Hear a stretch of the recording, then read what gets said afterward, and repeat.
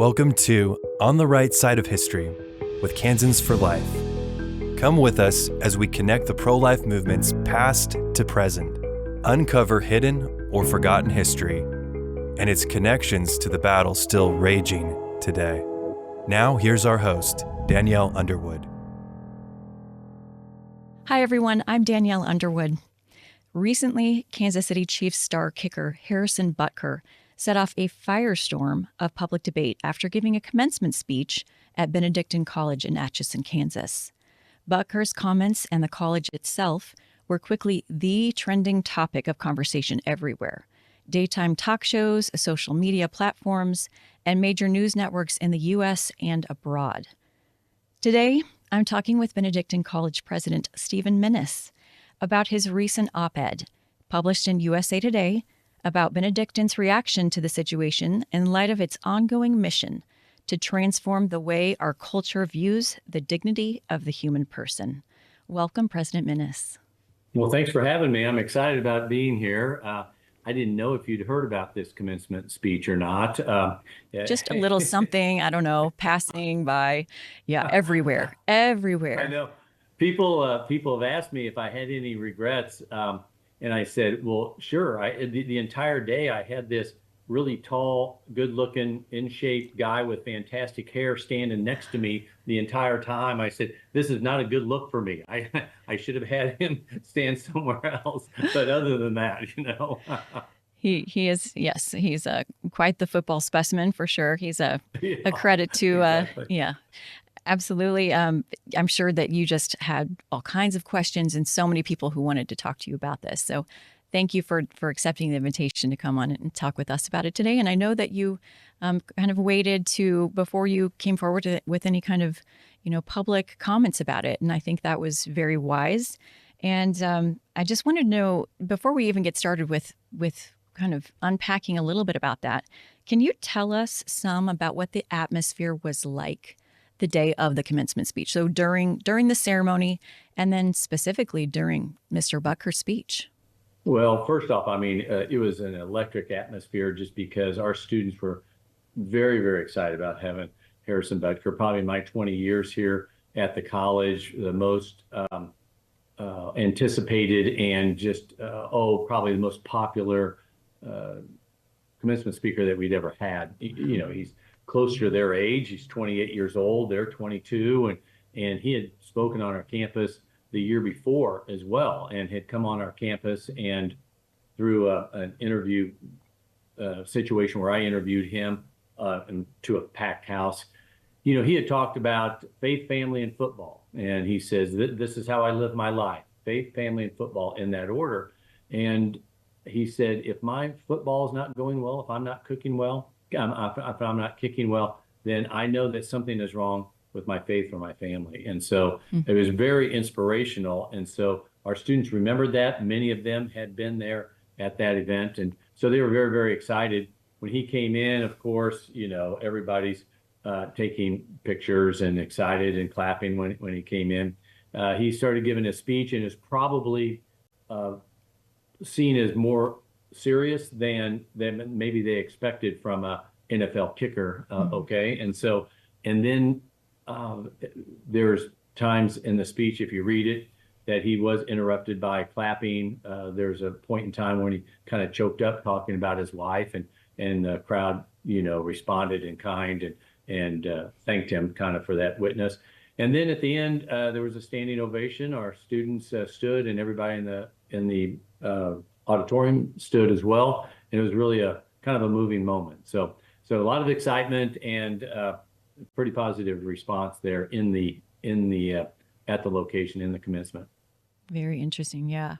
And you've had many different commencement speakers over the years. You've had former speakers of the House, is that right? Members of Congress. Paul Ryan, who had just run for vice president. He was our speaker one time. Governor Sam Brownback, Cardinal Dolan of New York. We've had Coach Lou Holtz was our commencement speaker, and that was an exciting one as well. We've had a number of people. The college has had Bob Hope and Irma Bombeck, and so we've had some really top level commencement speeches. I dare to say we've never had any of them go viral like this one has, however.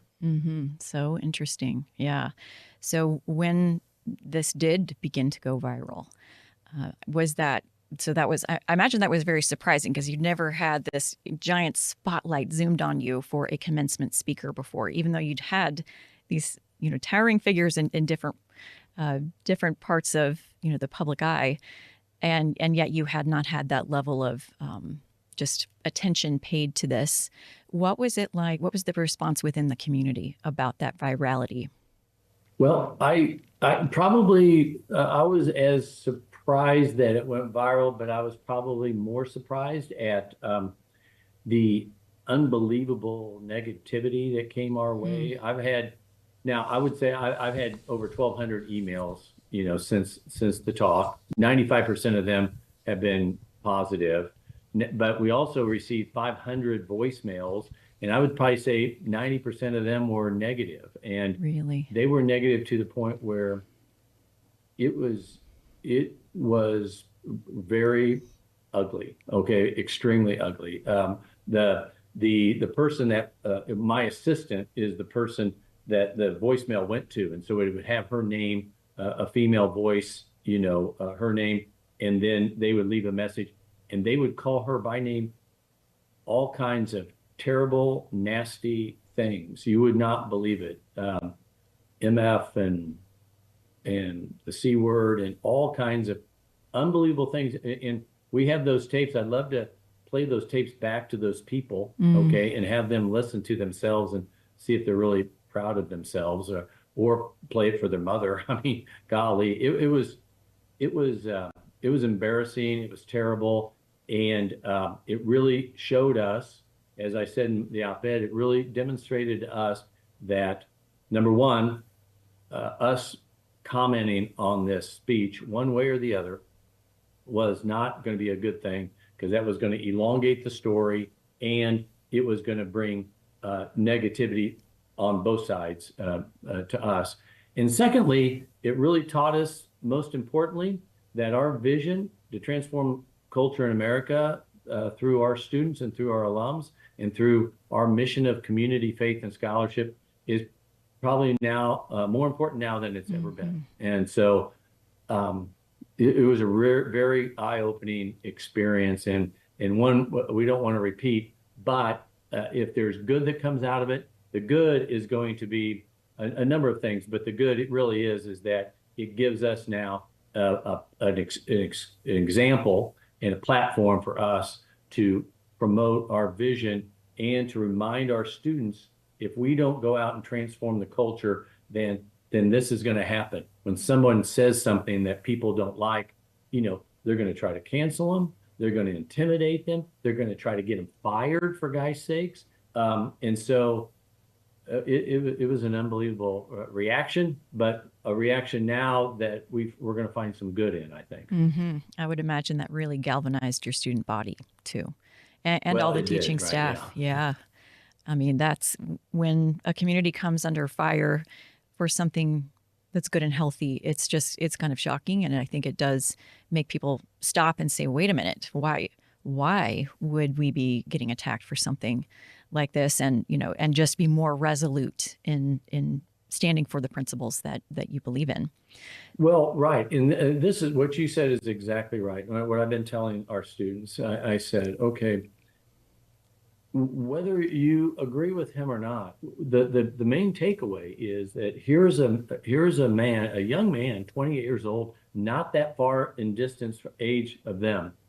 And he had the courage to stand up and talk about his very, very deeply held beliefs about the faith, and knowing and anticipating that they'll try to cancel him, they'll try to quiet him, they'll intimidate him, try to get him fired. He now has to fly. Whenever he flies, he has to fly a private jet. Now he can't fly commercial. He had to hire a bodyguard for his mother, okay, who teaches down at Emory University, and because of the hatred that came out of this. And I asked their students, I said, would you be willing? Would you have the courage to stand up for your beliefs, like Harrison Butker had the courage to stand up for his beliefs? And I think it's an incredible, incredible message for our young people that standing up for what you believe in is really hard and takes a lot of courage in this day and age. And we should celebrate that and not try to cancel it. Yeah. And I think it also makes it clear, it gives us the question, is this the kind of culture we want to live in? Because if it's not, then we have to be willing to step up to transform it, just like, exactly. Like you're doing. I mean, one of the things on our transforming culture is building community. How can we build community? And we try to teach our students here civil discourse. How can you, one, stand up for what you truly believe in, two, have a civil discussion with people that may not agree with you, and try to resolve that, or agree to disagree. And that is we're losing that in this culture today, and that's something that we're trying to change. And through formation of our students in community and faith and scholarship, and if you can combine all three of those, community, faith, and scholarship, great things are going to be able to happen. You will be able to transform the culture, because that is countercultural today. Okay, what we do here at Benedictine is truly countercultural, and so we want that to be the culture, how we live a life here at the college. Yeah. So at the end of your June 17th op-ed in USA Today, you say Benedictine College will continue to work on transforming culture in America so that one day all Americans, and not just Super Bowl stars, can be free to speak their minds and engage each other without being shouted down, threatened, and intimidated. And I think that speaks perfectly to the message you're giving now. And of course, that came toward the very end of your academic school year, but I bet it's already informing your plans for next year and really gives you a springboard for. Absolutely. And in fact, one of the things in his speech that he was criticized for is the role of women and men in society and within their families. We already have a symposium planned for next year on the family and the importance of the family in America. And so that's going to be really a great opportunity to discuss this. And I think one thing that another great benefit that came out of this was people started talking about the faith. I mean, across America, because of this commencement, people were talking about certain things in that commencement speech that they probably had not talked to their neighbor about before. And now all of a sudden, all of this, America is talking about the faith. Wow, what a great, to think from a 28-year-old NFL kicker, we can now have conversations about strongly held beliefs of the faith in this country. That's a pretty good outcome there. Yeah, conversations where we're defending the family, the basic unit of society, and the beauty of motherhood, saying that, what in the world do we have to be ashamed of? That motherhood is the most beautiful calling there is. So I totally agree with you. I think it has launched, we'll never know, this side of eternity, how many conversations were started with that being the spark. So that's right. I think we're beginning to see that pendulum swing back, where people are realizing, the level of crazy that our culture is really flirting with, and deciding that that's too far, and we've got to bring our culture back to a place of beauty where we are valuing the things that truly matter. So those are all really interesting things to hear about, and we're excited. We'll be listening for this symposium, and what comes out of that. I think that that just God can use things in powerful and mighty ways that we're not ever expecting. Exactly. We tell our students here all the time too. We quote Pope Benedict XVI when he says, "The world promises you comfort, but you're not made for comfort. You're made for greatness." And so you could see in that speech, he clearly was uncomfortable giving this speech, okay? But he wasn't called for comfort. He was called for greatness in his view. And so that's why I think that's a great message for our students, that sometimes reaching for greatness will be uncomfortable for you, but you're not made for comfort. You're made for greatness. Excellent. So you've led Benedictine College since 2004. It's Right. grown dramatically over that time. Enrollment has doubled. You've built and renovated both buildings and academic programs, and you have more big plans ahead, including a pro-life school of medicine, we've heard. Now, I don't know any details about this, and I would imagine a lot of our listeners also don't know details about this, but to me, this is a really exciting development. And I was hoping you could kind of share your vision for this school of medicine, what it's going to look like, and maybe the whys, some of the whys and the Sure. whats. Well, this is a great question. And, I caution us. I mean, this is a proposed school. We're in the early stages of this. And so I don't want the accreditors watching this and saying, oh my gosh, you're overstepping what you're supposed to be able to say. This is completely a proposed school. But we believe in our vision to transform culture in America. The healthcare culture is breaking down a little bit. And we believe that creating a medical school where it will be taught in, it will be, first off, it'll be an incredibly rigorous medical school producing the best doctors that we can for the culture. Secondly, that it will be, we'll teach this consistent with the teachings of the Catholic Church, also emphasizing the worth and dignity of every human. Our emphasis will be on doing what's right for the patient. And we're getting kind of in this era where we're becoming, our physicians are becoming more systematic and not worrying about do no harm, but only do what the patient tells you to do. And all of a sudden, things are happening in healthcare in which things are happening to patients because this is what they think they want, as opposed to what's right and to do no harm. Mm-hmm. And so this is a medical school that will have a vision to transform healthcare culture. In addition to that, it's also going to be, not only are we going to teach our physicians about the worth and dignity of every human, but we're also going to provide much needed healthcare to Catholic hospitals. 30% of the hospitals in America are Catholic hospitals, and to rural areas. 87 million people in America do not have access to a primary care physician.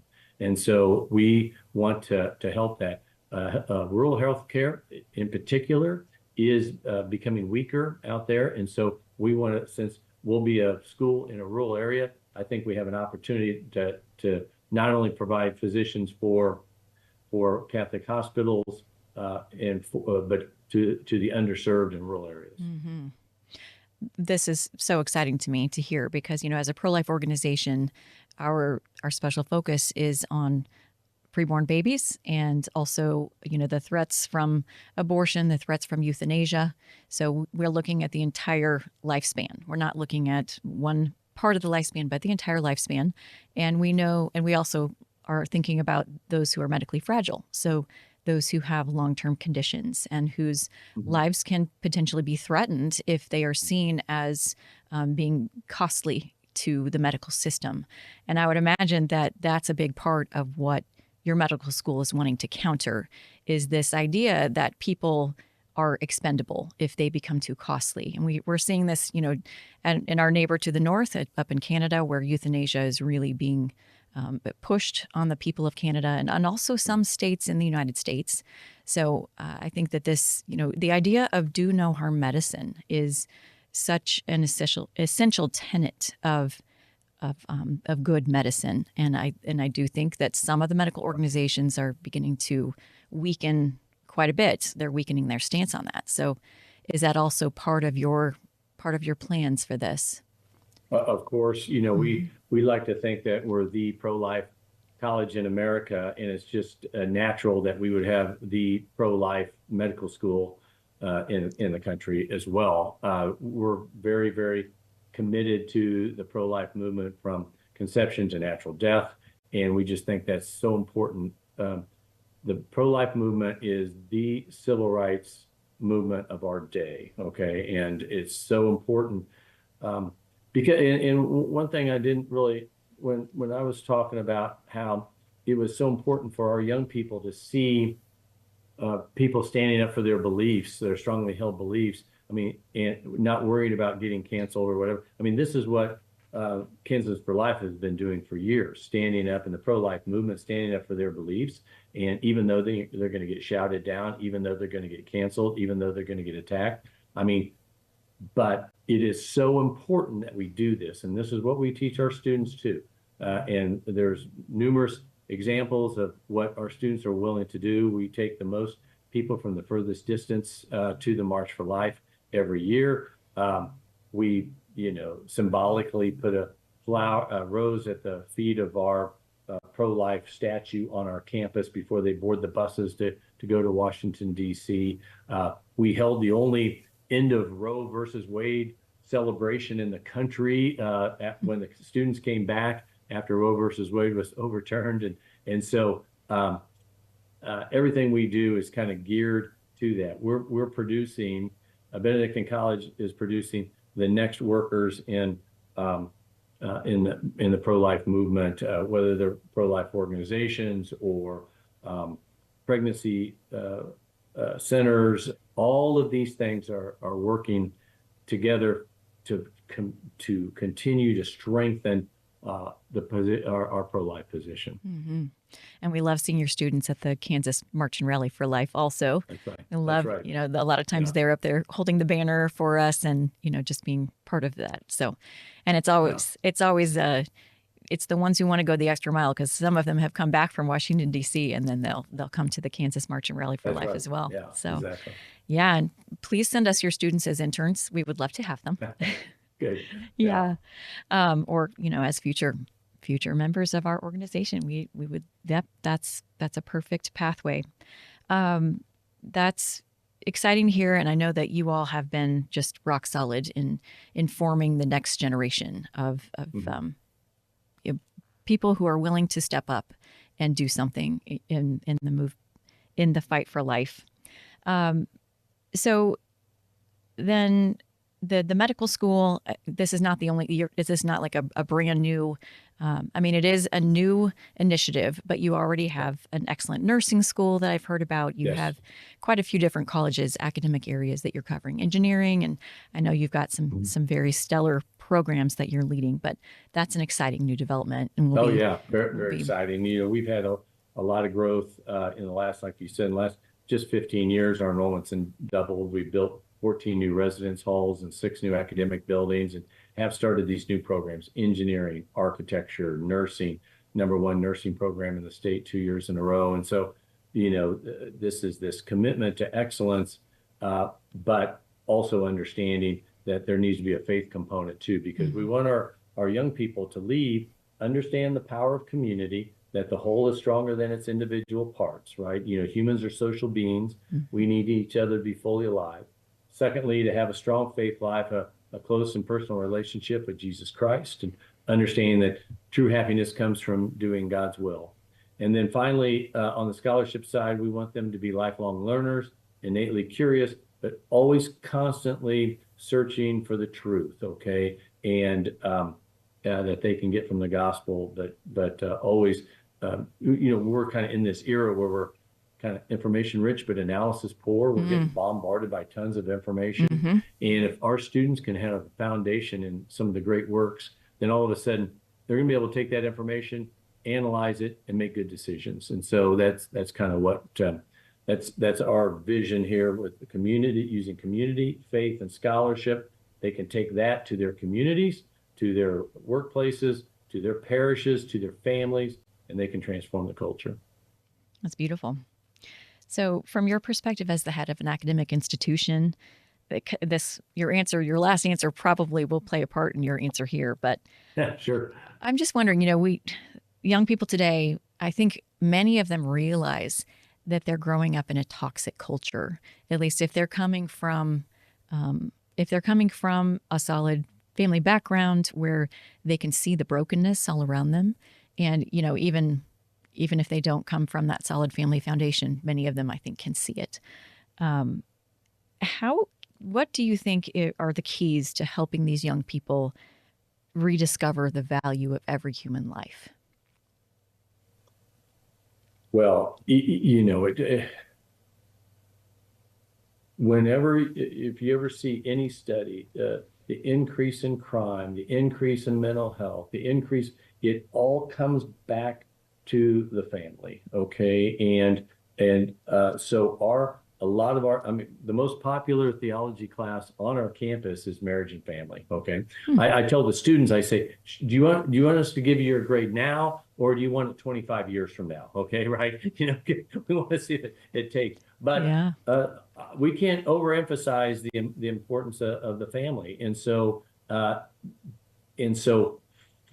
having faithful communities where they're at with this intellectual curiosity, sending them out so they can start, living a life that others want to aspire to be like. That's really important. One of the Benedictine values is hospitality. Okay, we tell our students in the Rule of Saint Benedict, he writes that every guest or every person should be greeted as if they're Jesus Christ themselves. Okay, Jesus Christ themselves. So if you have that mindset that you're going to treat others as if they're Christ, you're going to lead a pretty good life. That's something really to aspire to be like.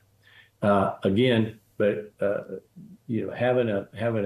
foundation in the family is going to be really, really important for these young people, and it's going to be important for the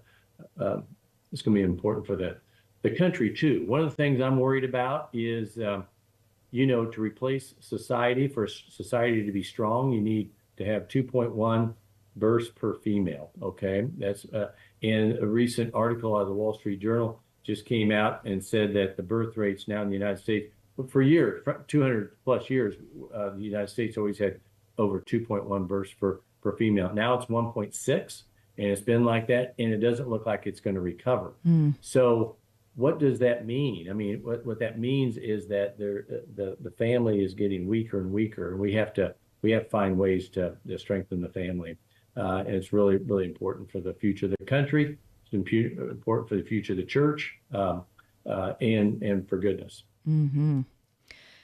Yeah, I think that is so true. And I think a lot of people, even people who aren't coming at this discussion or this, thinking about this in terms of a religious faith, they're realizing that, being under that replacement number is really a big problem for a culture that wants to survive, a civilization that wants to survive.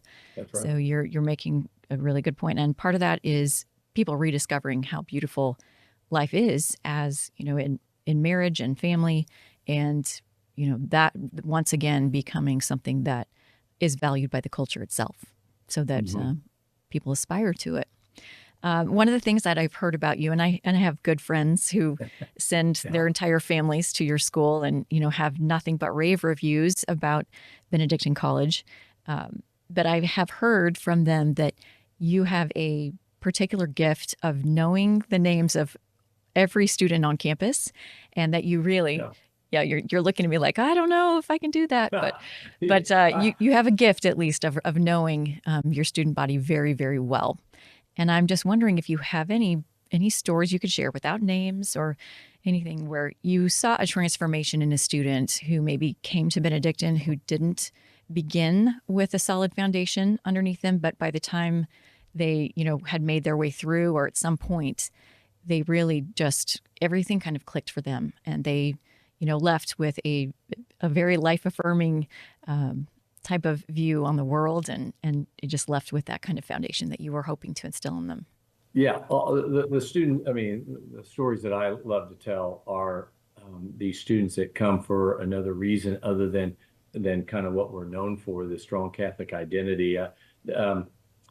First off, on knowing everybody's name, I will. When I came, we had 900 students. Okay, now we've got 2,200 and 19 years of alums, so it's getting a little tougher for me. Yeah. Okay, but I tried to do my best. But 900, I'm amazed at that. Even I don't know how you did it. A couple of things that we've done is I pray for every student. Every student that applies to Benedictine, if they're accepted. Okay, if we accept them, I sign their acceptance letter. When I sign their letter, I look at the name at the top. I say their name out loud, and then as I sign my name, I pray a Hail Mary for them, that Mary will intercede on their behalf and bring them to Benedictine College. And so I tell our students in the fall, I tell them, look, if there's thousands of young people just like you, okay, all over the country at different schools, each one of them are saying, I picked this school or I chose this school. But Benedictine Mary chose you to be here, okay? And so I think it's really powerful. It also explains why they can't read my handwriting, because I'm concentrating on that prayer. But anyway, so we've had several.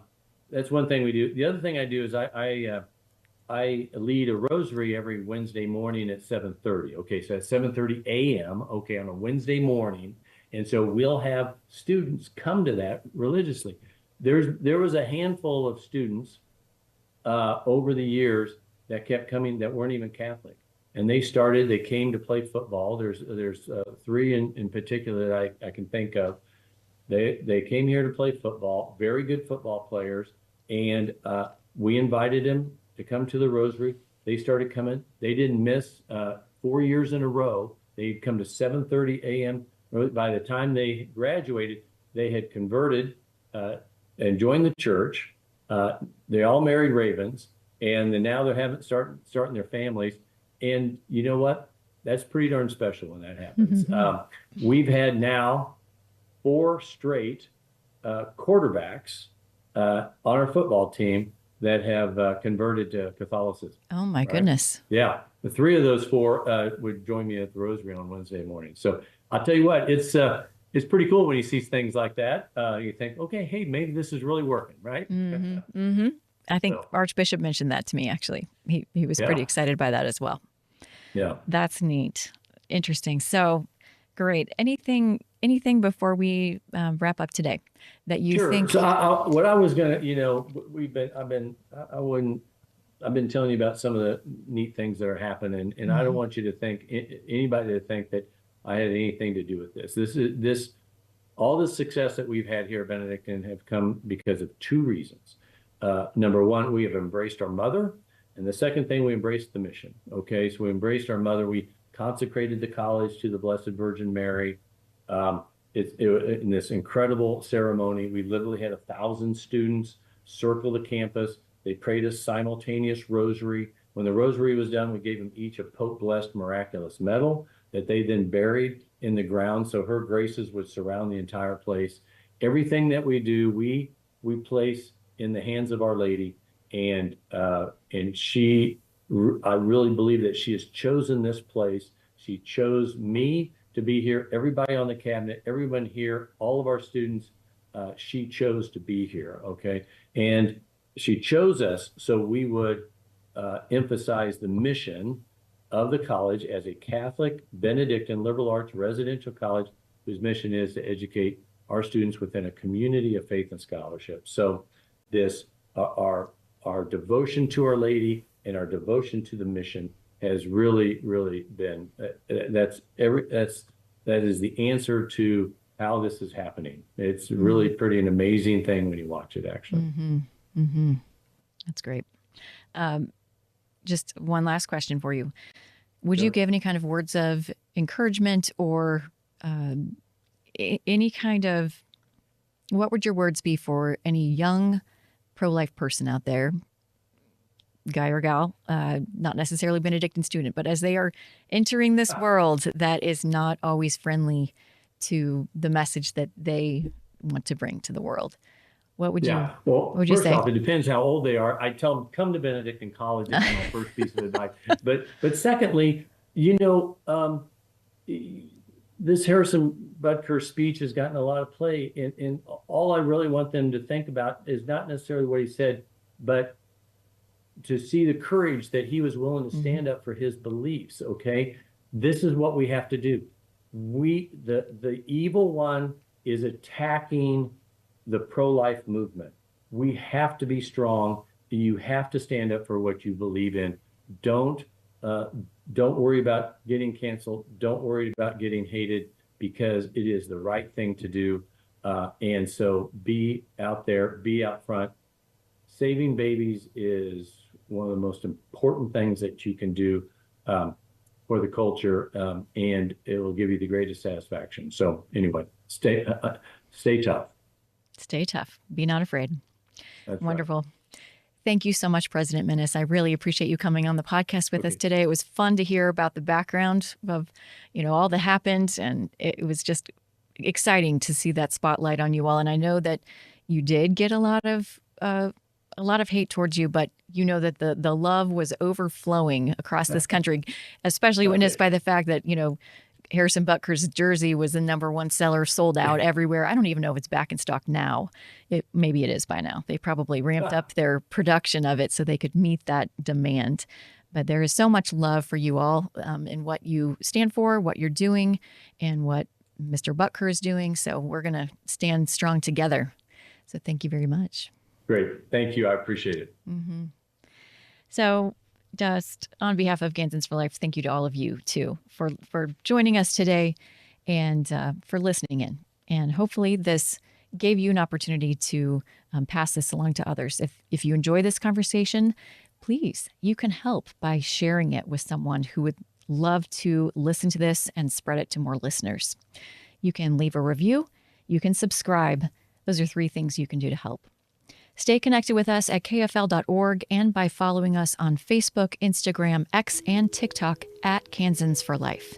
And as we say goodbye, never forget, the pro-life movement is on the right side of history.